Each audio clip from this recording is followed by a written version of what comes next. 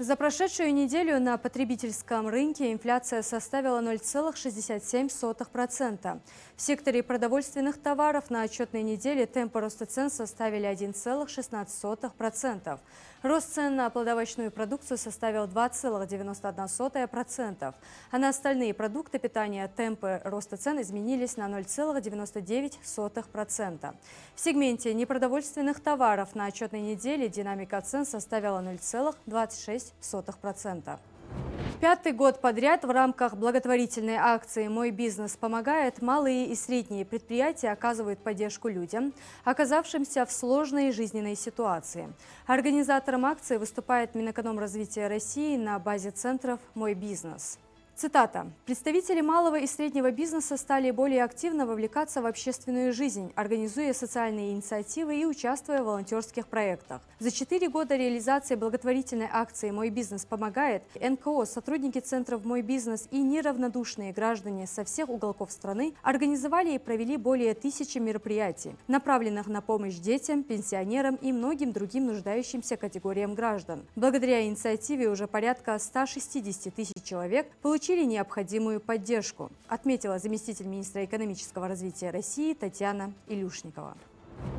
В России вступил в силу приказ Минтранса о скидке на детские авиабилеты российских перевозчиков.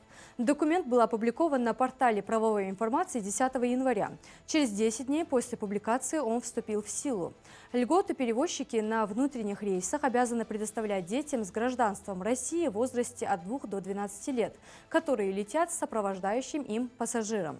Согласно документу, дети до 2 лет с одним сопровождающим пассажиром на внутренних рейсах имеют право на 100% скидку на билет без предоставления ребенку отдельного места.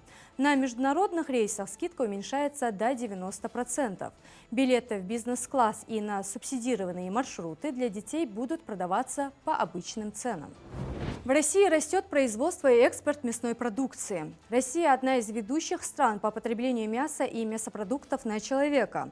Производство этой продукции у нас стабильно растет, чему способствует развитие животноводческой отрасли.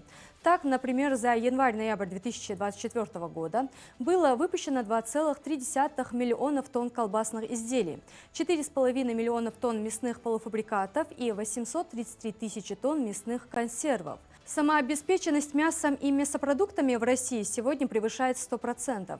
Это не только гарантирует внутреннюю продовольственную безопасность, но и позволяет наращивать объемы экспорта. В частности, в прошлом году наша страна поставила за рубеж более 700 тысяч тонн мяса и субпродуктов, что на 27% больше, чем за аналогичный период годом ранее.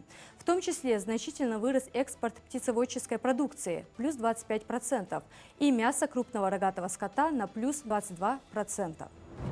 Завершаем выпуск экономических новостей. Информация о курсе валют на сегодня.